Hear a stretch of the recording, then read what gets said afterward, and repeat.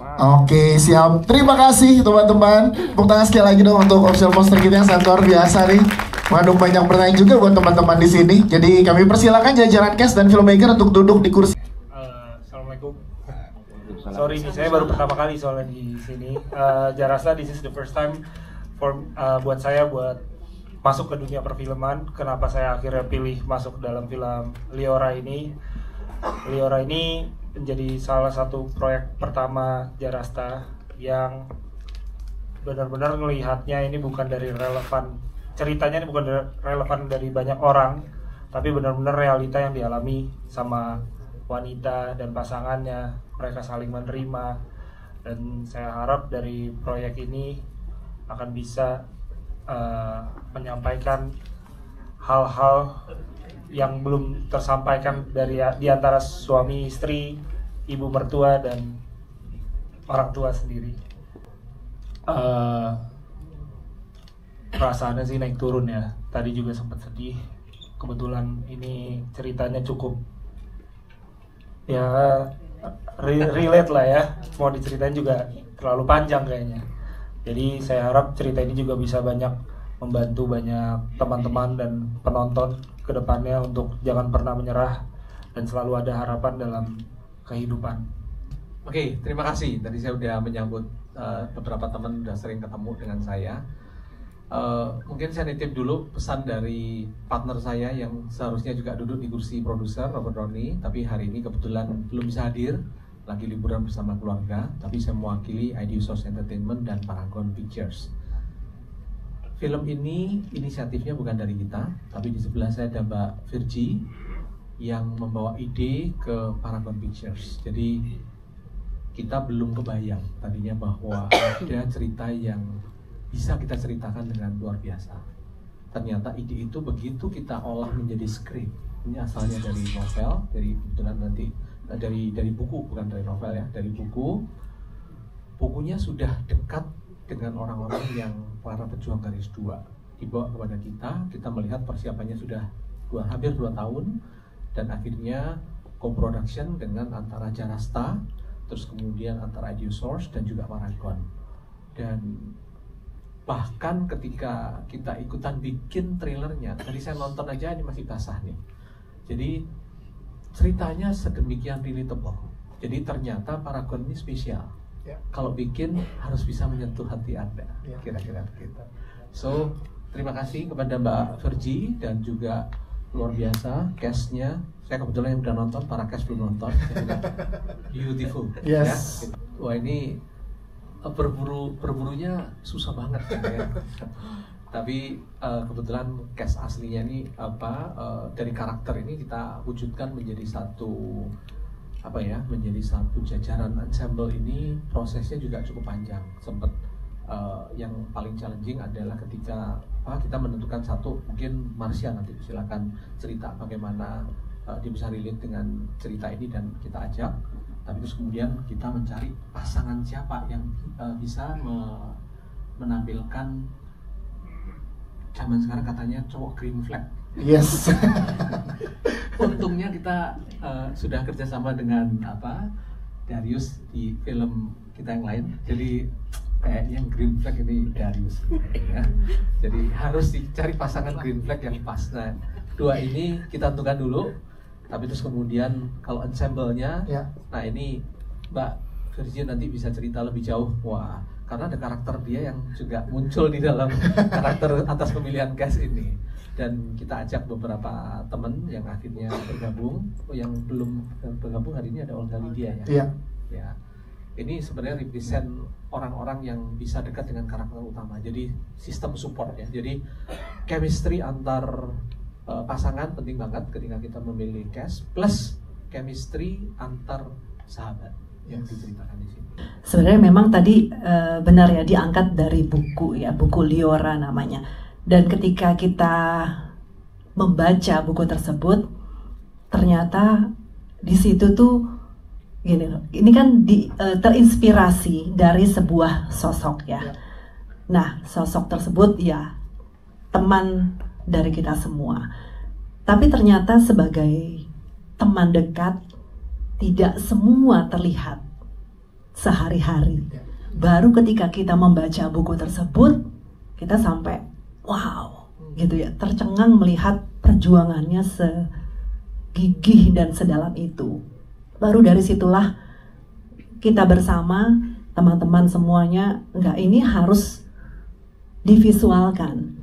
Karena biasanya kan dengan visual orang tuh lebih nangkepnya dan kenanya tuh dalam gitu ya, lebih cepat gitu loh ketika dengan visual. Jadi kita membawa ini ke Paragon dan kemudian kita merasa bahwa cerita ini bukan hanya cerita dari satu orang, tapi ternyata ketika kita melihat komentar dari setelah orang-orang membaca buku ini pun banyak banget ternyata pasangan-pasangan atau keluarga perempuan-perempuan di Indonesia yang merasa kok sama ya, banyak banget gitu di luar sana yang komen seperti itu. Jadi kita melihat dari film ini, kita mau statementnya sebenarnya sih sederhana sih Mas Dias. Statement itu adalah perjuangan mempunyai seorang anak itu sebenarnya ya bukan melulu hanya perjuangan perempuan, bukan melulu hanya perjuangan istri, tapi ya pasangan gitu. Jangan hanya perempuan yang selalu disalahkan.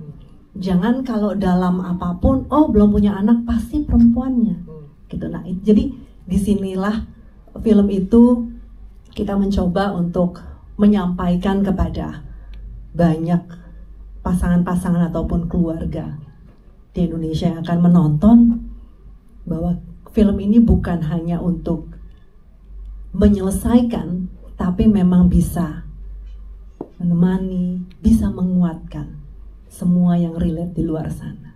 Ya, pemilihan cast-nya itu memang jadi kita berusaha untuk mencari, kan gini ya, harus yang kira-kira umurnya juga kan kita lihat juga kan, mulai dari umur, nggak bisa juga yang benar-benar yang Gen Z sekarang ya, waduh kan nggak cocok nih sama kita support sistemnya gitu ya. Jadi ya sebenarnya teman-teman Paragon sih, kalau kita kan nggak terlalu banyak referensi sih sebenarnya, tapi dari sekian banyak yang diberikan kepada kita, oh ya yang ini mirip ini, yang ini mirip ini mirip ini, lihat karakternya sekarang gitu. Oh kok karakternya ini, ya kan, Mi. Ya. Pasti mengingatkan akan seseorang, ya kan? Jadi gitu sih. Yes. Jadi dari sebenarnya teman-teman Paragon sih banyak bantu kita, hanya coba untuk. Iya, selamat sore semua.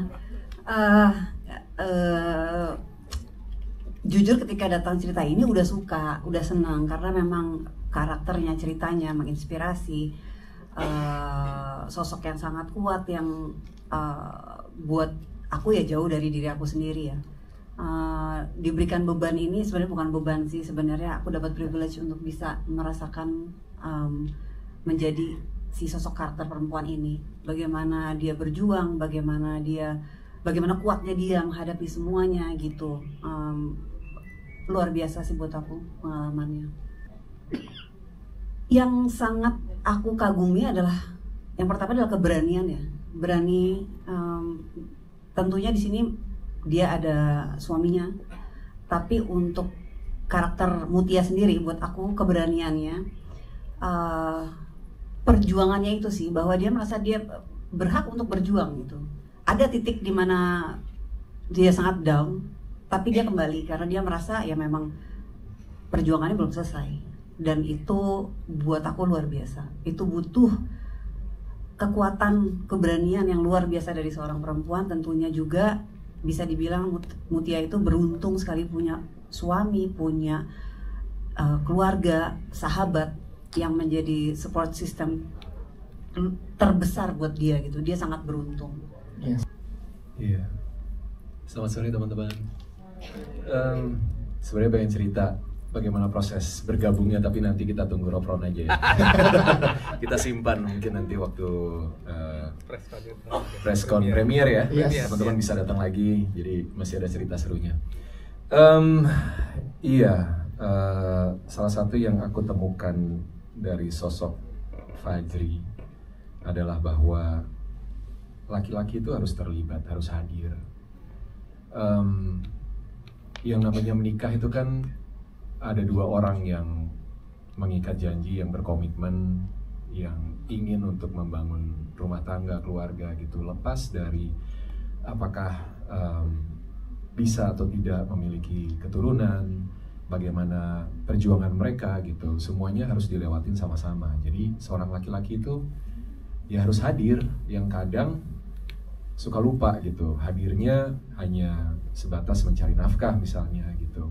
Kebutuhan emosional dari pasangannya, dari istrinya itu justru mungkin sebagian laki-laki nggak tahu kali ya, nggak tahu harus bagaimana gitu untuk menempatkan diri, untuk bisa memahami pasangannya, untuk bisa mengisi ruang-ruang emosi yang kecil yang mungkin nggak terlihat gitu. Kayak tadi Mbak Firji bilang, bahkan ketika udah kenal, udah best friend nih, tapi ternyata nggak tahu perjuangannya sehebat itu gitu. Karena yang aku temukan juga bahwa sebagai orang yang hidup setiap hari mendampingi perjuangan yang bertahun-tahun gitu, pada akhirnya sebagai suami kita nggak akan pernah tahu, benar-benar tahu rasa yang sudah dilewati oleh istri kita. Itu nggak mungkin kita bisa merasakan sakitnya dia, kehilangan sakitnya dia, berjuang, bagaimana dia melewati proses yang begitu tidak nyaman, lalu dia harus bangkit lagi, harus menyemangati dirinya lagi, mendapatkan lagi kekuatannya untuk percaya bahwa harapan itu ada gitu, bahwa ini bukan sekedar tentang hasil, tapi ini bagaimana berproses untuk paling tidak berupaya mencoba lagi. Itu kita sebagai suami nggak akan pernah tahu. Mungkin kiasan gampangnya melahirkan deh. Kita laki-laki nggak akan pernah tahu sakitnya seorang ibu melahirkan. Ini proses yang begitu panjang, bertahun-tahun harus dilewati, dan kita tahu stigmanya juga masih, tadi disebut, masih sering menyalahkan perempuan, padahal faktanya secara medis juga sekarang sudah semakin banyak literatur yang bilang bahwa laki-laki juga bermasalah, dan harus mungkin yang punya anak juga harus dicek-cek nih anak-anak cowoknya gitu ya. Faktanya seperti itu sih gitu. Kita nggak akan pernah, laki-laki nggak akan pernah tahu rasanya. Jadi paling tidak kita bisa hadir menjadi support system, menjadi penguat, menjadi orang terdekat yang bisa jadi sandaran untuk istri kita. Pertanyaan itu saya kira ini masalah yang sangat ini ya. Untuk ibu-ibu yang paling penting adalah mesti kesabaran ya, menghadapi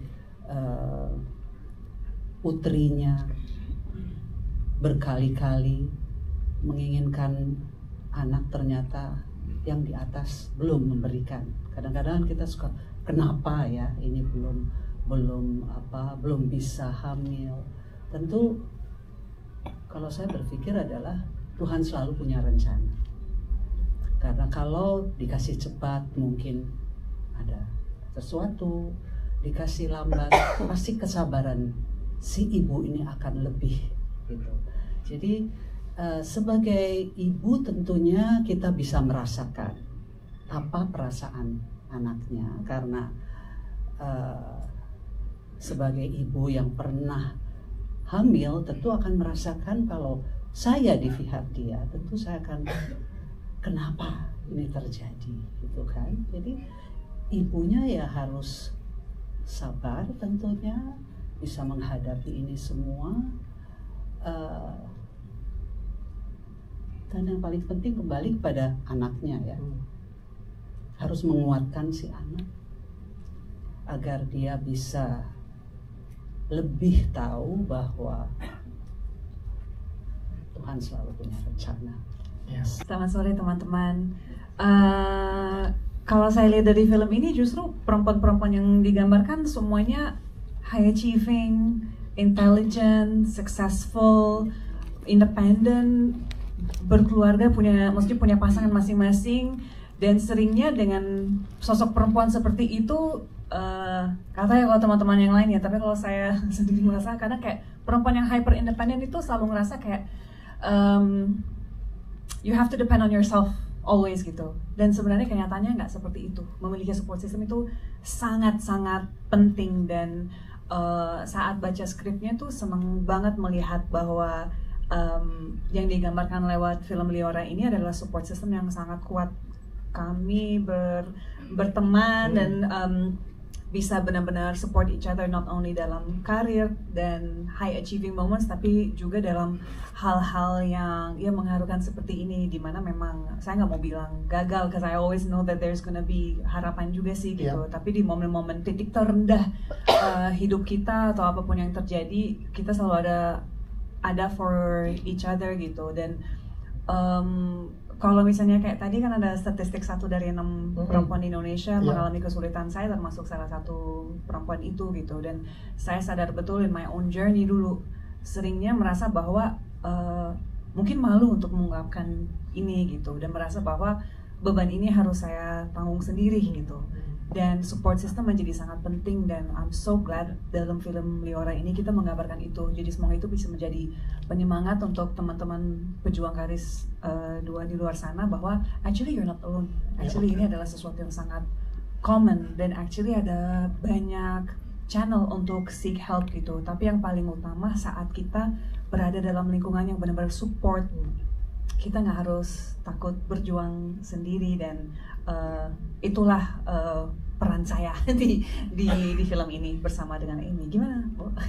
Selamat sore teman-teman. Sore, Ming. Intens sekali film Liora ya. Dan persahabatan ini membawa sebuah kehangatan. Dan tadi seperti yang sudah dijelaskan, untuk saya sendiri sih, saya kira untuk belajar lebih mempunyai empati dan tidak menghakimi, karena perjuangan kita sebagai perempuan pejuang garis 2 itu berbeda-beda. Jadi kita nggak tahu apakah memang itu adalah sesuatu yang sangat diinginkan. Jadi untuk saya awareness dari film Liora ini, hopefully it's going to bring more respect for each other dan tidak terlalu mengusik pertanyaan yang sangat pribadi gitu. Tapi at the same time kita sebagai sahabat, like tadi Hana said, you're not alone, tidak sendiri dalam menghadapi perjuangan ini. That we all need our friendship to support each other.